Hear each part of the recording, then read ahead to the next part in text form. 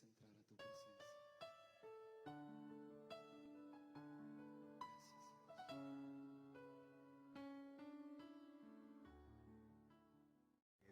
Efesios capítulo 5. ¿Sí? Y entonces va a ser del 1 al 20. Efesios 5, del 1 al 20. En el nombre del Señor. Podemos leer de manera alternada el texto. Yo comienzo y después ustedes con cada número, yo el 1 y luego ustedes el 2, y así nos vamos hasta el número 20 de Efesios 5. Dice así la palabra de Dios: sed pues imitadores de Dios como hijos amados, Y andad en amor, como también Cristo nos amó y se entregó a sí mismo por nosotros, ofrenda y sacrificio a Dios en olor fragante. pero fornicación y toda inmundicia o avaricia ni aun se nombre entre vosotros, como conviene a santos. Ni palabras deshonestas, ni necedades, ni truhanerías que no convienen, sino antes bien acciones de gracias. Porque sabéis esto, que ningún fornicario o inmundo o avaro, que es idólatra, tiene herencia en el reino de Cristo y de Dios. Nadie os engañe con palabras vanas, porque por estas cosas viene la ira de Dios sobre los hijos de desobediencia. No seáis, pues, partícipes con ellos.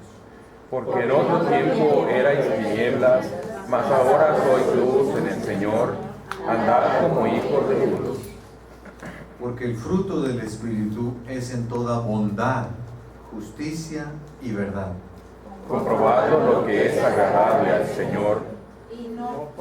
Y no participéis en las obras infructuosas de las tinieblas, sino más bien reprendedlas. Porque vergonzoso es hablar de lo que ellos hacen en secreto. Mas todas las cosas, cuando son puestas en evidencia por la luz, son hechas manifiestas, porque la luz es lo que manifiesta todo. Por lo cual dice, despiértate tú que duermes, y levántate de los muertos, y te alumbrará Cristo. Mirad, pues, con diligencia cómo andéis, no como necios, sino como sabios, Aprovechando bien el tiempo, porque los días son malos. Por tanto, no seáis insensatos, sino entendidos de cuál sea la voluntad del Señor. No os embriaguéis con vino, en lo cual hay disolución, antes bien sed llenos del Espíritu, hablando entre vosotros con salmos, con himnos y cánticos espirituales, cantando y alabando al Señor en vuestros corazones, dando siempre gracias por todo a Dios nuestro Padre, en el nombre de nuestro Señor Jesucristo. Amén. Mas el fruto del Espíritu es en toda bondad, justicia y verdad. Versículo 9. ¿verdad? Porque el fruto del Espíritu es en toda bondad, justicia y verdad. Bueno, vamos a hablar hoy, o vamos a tener hoy la introducción al tema de la bondad, que es el tema que nos va a ocupar Dios mediante durante todo este mes de octubre. Vamos repasando el fruto del Espíritu, que es amor, gozo, paz, paciencia, benignidad y bondad. Ya la palabra bondad está puesta ahí. Ya debe haber una uvita más en cada racimo, pero el próximo domingo ya va a estar ahí puesta. Quiere decir que va a decir nuestro racimo se va llenando con el fruto. Bueno, y el tema de hoy se llama No son iguales. Bueno, voy a hablar de una madre y su hijo. Ella se llamaba Mónica y ella era cristiana. Iba pues muy disciplinadamente a la reunión cristiana en un tiempo en que los cristianos pues eran pocos. Y estamos hablando de la madre de uno que se llamaba Agustín. Y este Agustín era muy inteligente, era muy sabio, era sabio en el sentido de que sabía mucho, no muy sabio de saber cómo decidir. Tenía un poquito de desorden en su vida, andaba en malos pasos, era maestro de filosofía y se burlaba de los cristianos. Y él cuando veía que su madre oraba por él, él decía, sí, yo también voy a pedirle al Señor, Señor, dame castidad, pero todavía no. Y era como una burla de Agustín, de que todavía no quería él vivir bien, vivir correctamente. Entonces vivía muy desordenadamente y le interesaba mucho el pensamiento, especialmente una de todas las corrientes de filosofía, especialmente le llamaba la atención una que se llamaba maniqueísmo. Y en esa corriente de filosofía, el mundo está dividido en dos, en el bien y el mal. Y estos dos existen en equilibrio eterno. Desde toda la eternidad y hasta toda la eternidad estarán siempre en equilibrio eterno. Las personas son o buenas o malas. Y las personas buenas siempre se portan bien y las personas malas siempre se portan mal. Eso se llama maniqueísmo. Y por esas preocupaciones filosóficas, Agustín andaba pues allí en los libros y en las conferencias de las universidades, pero su madre no dejaba de orar por él. Su madre no dejaba de orar, hacer oración por él. Mónica. Ella oraba y el pastor, que se llamaba Ambrosio, ¿verdad?, compartía con ella la oración. Y entonces, un día, este hombre, Agustín, se dio cuenta de que algo estaba mal en ese sistema de filosofía maniqueísta, que había gente buena que hacía cosas malas y que había gente mala que hacía cosas buenas, y eso como que lo llenaba como de preguntas. Decía, entonces, ¿cómo es esto? Y esas preguntas lo hicieron ir poco a poco acercándose.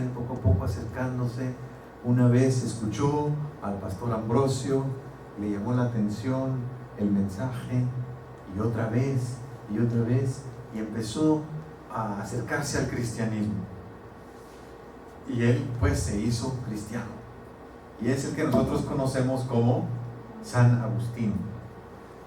Y una de las principales contribuciones de este hombre al pensamiento cristiano es acerca de lo que él reflexionó sobre el mal. A él le preocupaba el tema del mal, ¿verdad? Y entonces él es el que concibió esta idea sobre el bien y el mal, que no son iguales, ¿verdad? Yo no estoy inventando nada aquí, no soy tan original. Ellos ya lo pensaron hace mucho, yo lo estoy repitiendo. El bien y el mal no son iguales. Pero el fruto del Espíritu es en toda bondad, justicia y verdad.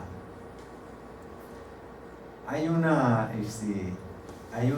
imagen que a lo mejor ustedes han visto, que conocen tal vez, que es esta, que se llama el yin y el yang, ¿verdad? Esta imagen nos viene del pensamiento oriental y más o menos significa pues eso, que están el bien y el mal en perfecto equilibrio. Es una imagen del equilibrio que según esa filosofía oriental existe en el mundo.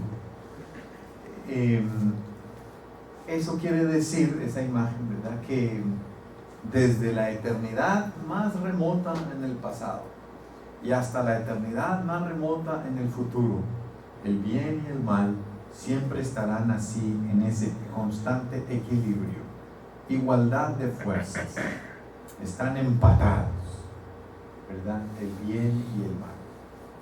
Ni siquiera la mejor de las series de penales los puede desempatar, ¿verdad? Están empatados y así quedarán para siempre. Esa es la idea maniqueísta en la que estaba Agustín. Y Agustín dejó esto, ¿verdad?, cuando aceptó el cristianismo. Y entonces, ¿en qué consiste las enseñanzas de Agustín sobre el mal?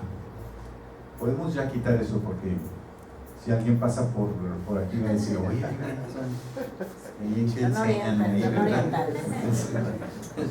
No. Al contrario, que aparezca esto que dice, no son iguales. El bien y el mal no son iguales, no están en igualdad de fuerza. Y esta, miren, la idea de Agustín es tremenda. Él dice, el mal no existe. Llegó a la conclusión de que el mal no tiene existencia propia. Lo único que existe es el bien. Y el mal, todo mal, no importa cuál, es una tergiversación de algún bien. Todo mal es un bien torcido. ¿Ya? Entonces él dice, en realidad el mal no existe, no tiene existencia en sí mismo, sino que la existencia del mal es por algún bien, ¿ya? Un bien que se echó a perder, pero lo que existe es el bien. Y entonces el mal es una forma, vamos a decir, momentánea, interina es la palabra que estoy buscando, interina, que tenemos ahorita. No es eterno. El mal no ha existido desde la eternidad más pasada y no existirá hasta la eternidad más futura. El mal tiene ahorita, lo vemos ahorita, pero ahora lo ves y mañana no lo verás. Es como ese truco de magia, ahora lo ves y ahora no lo ves, ¿verdad? El mal está ahorita, pero va a venir un día. Tenemos esperanza y por eso trabajamos, por eso vivimos, creemos, cuando Cristo venga va a eliminar todo el mal y no van a existir para siempre en igualdad de fuerzas y en empate eterno, no.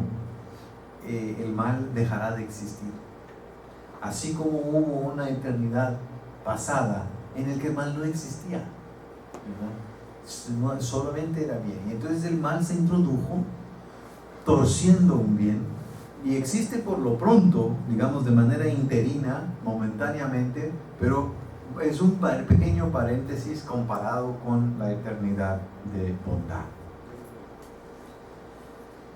Eso quiere decir entonces que el tamaño, si hablamos de tamaño, ¿verdad?, el tamaño de la bondad comparado con el tamaño de la maldad es incomparable, no tienen comparación.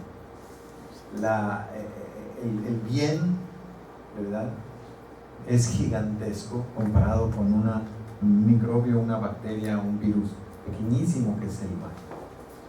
Ahora, le podemos decir, a ver, Agustín, pero dime, Agustín, ven acá. Pero hay mucha maldad, hay mucha gente muy mala y vemos, y mira nomás cómo está el mundo, ¿verdad? Nada más es cuestión de abrir el periódico en la primera página y por todos lados hay maldad y está todo echado a perder. Pues sí, pero eso es por ahora. Y realmente el poder de Dios, el poder de la bondad, el poder del amor es infinitamente más grande, más fuerte, más poderoso que el poder del enemigo. O sea, no son iguales. Debemos de quitarnos esa idea de que existe Dios y que hay un enemigo de Dios que es más o menos igual de fuerte que Dios. No es cierto. El enemigo de Dios es un enanito comparado con el inmenso poder de Dios. Sí existe, pero no se compara. No se compara el tamaño, ¿verdad?, y el poder y la grandeza de Dios con el tamañito, el poder y la grandecita chiquitita del diablo. Y lo que tenemos que hacer, ¿verdad? Realmente es reírnos del diablo. El primer capítulo del libro que les recomiendo, las cartas de un diablo a su sobrino, ¿verdad? Las cartas de un diablo a su sobrino se puede conseguir en internet gratuitamente, fácilmente, ¿verdad?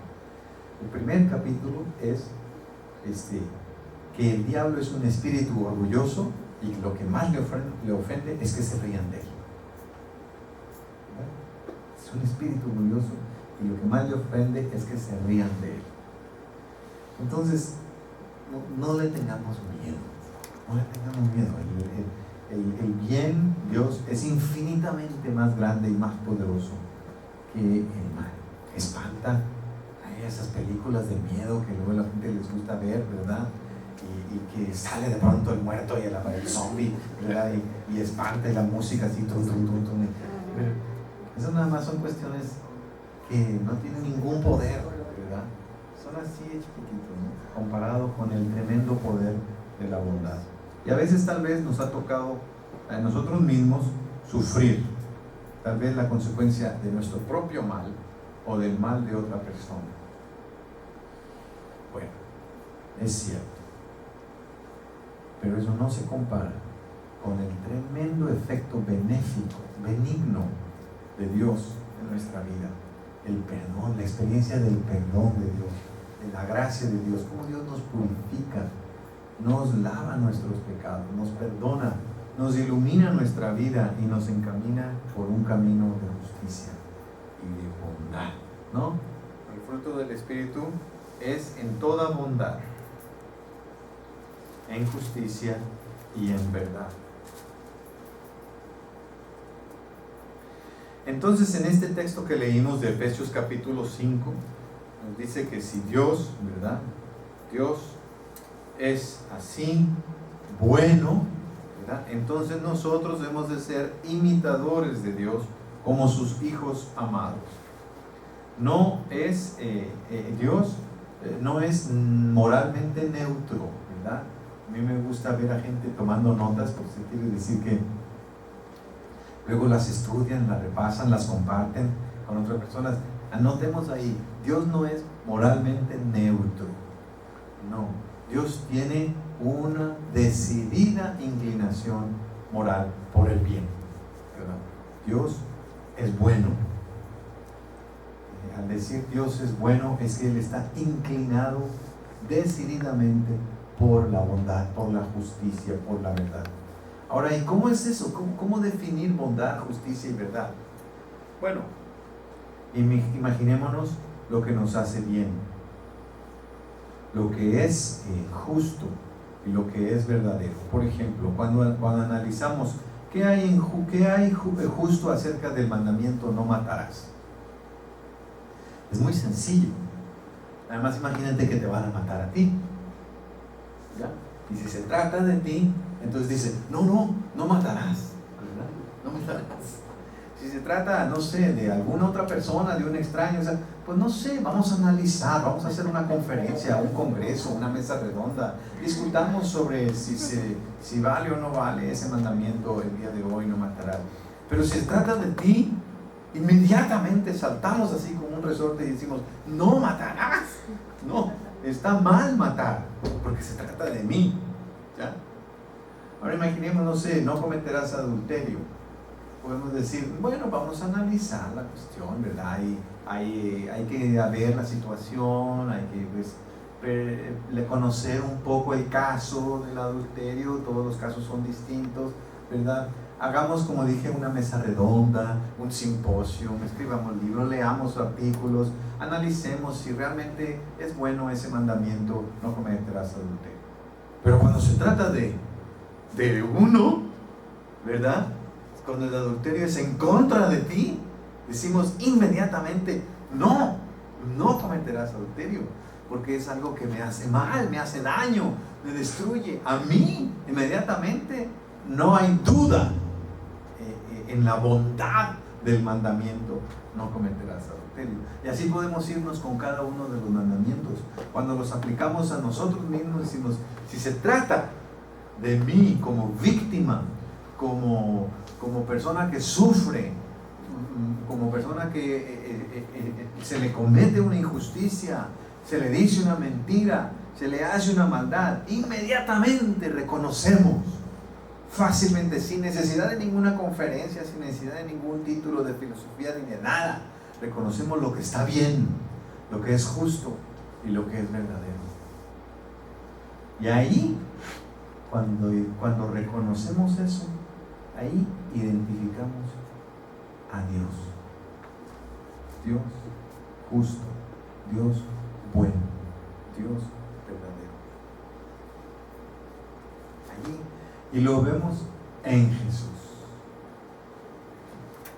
En Jesús y en la historia del Evangelio. Cuando el Señor Jesús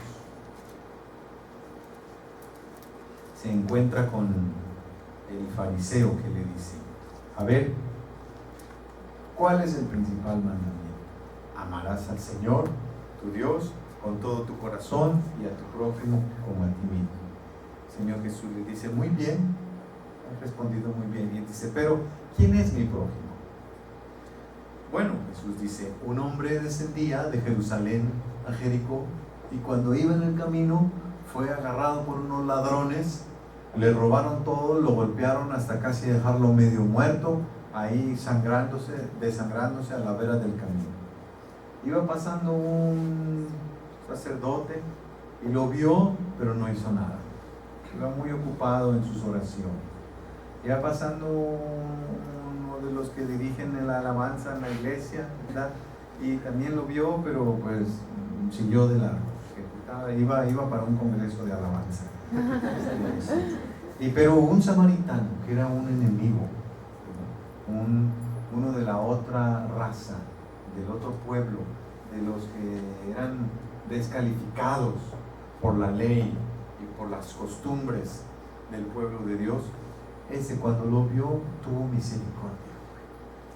misericordia y fue y le lavó las heridas, le puso aceite y vino, el vino para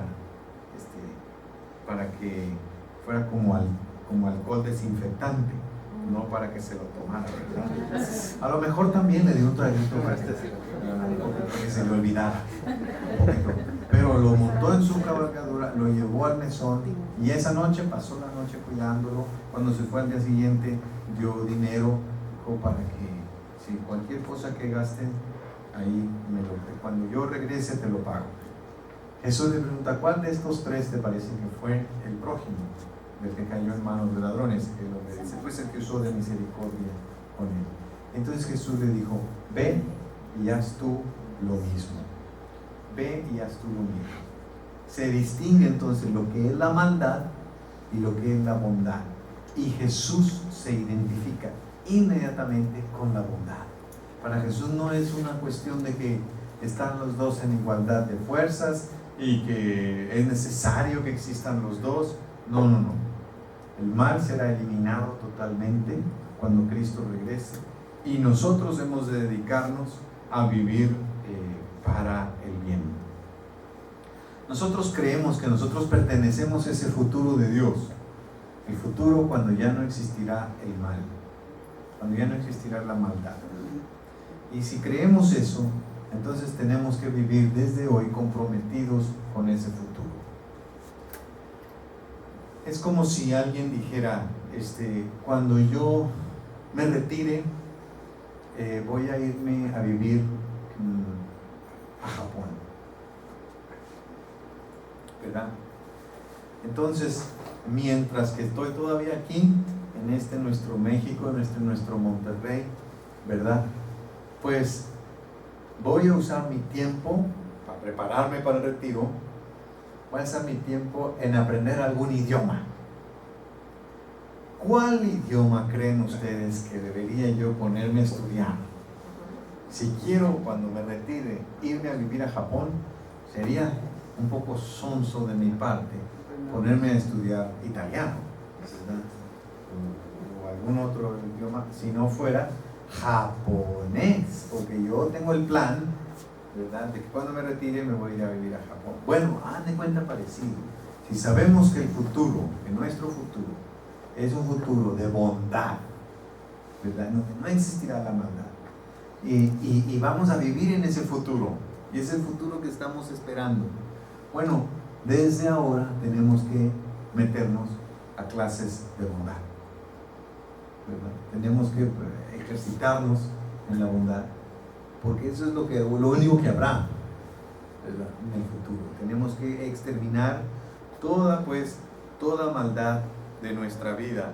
Y por eso aquí, en este texto precioso que leímos de Efesios 5, dice que hay que sacar, ¿verdad?, la impureza de nuestra vida, que hay que sacar la fornicación de nuestra vida, y hay que sacar la avaricia, las palabras deshonestas, las necedades, ¿verdad? Las necedades, ¿cuáles son esas necedades?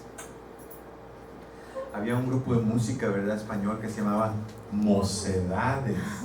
Cantaban canciones bonitas. Me pregunto si no habrá también algo así que se llame necedades y que las identifiquemos. A todos nuestra mamá nos dijo: no seas necio, ¿verdad?, alguna vez. ¿Y qué quería decir cuando nos decía no seas necio? Es querer hacer tu propia voluntad y no la voluntad de Dios, ¿verdad? No, es que yo quiero hacer mi propia voluntad. Ah, qué necio, ¿verdad? Qué necio, le decía la mamá al chico: no seas necio, cuando quiere hacer su propia voluntad. Se confunde un poquito con terquedades, ¿verdad?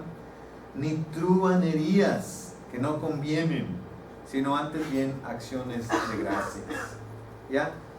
Porque el fruto del Espíritu es en toda bondad, justicia y verdad. Estaremos hablando de esto Dios mediante, durante los otros domingos que restan del mes de octubre, hablando, profundizando un poco más qué significa que somos del lado de la bondad, qué significa, qué compromiso tenemos, qué lucha tenemos que llevar a cabo en nuestro propio corazón y también en nuestro contexto, en nuestra casa, habitación, en nuestra familia, en nuestro trabajo, en lo que nos rodea, en el nombre de Dios y con el poder del Espíritu Santo.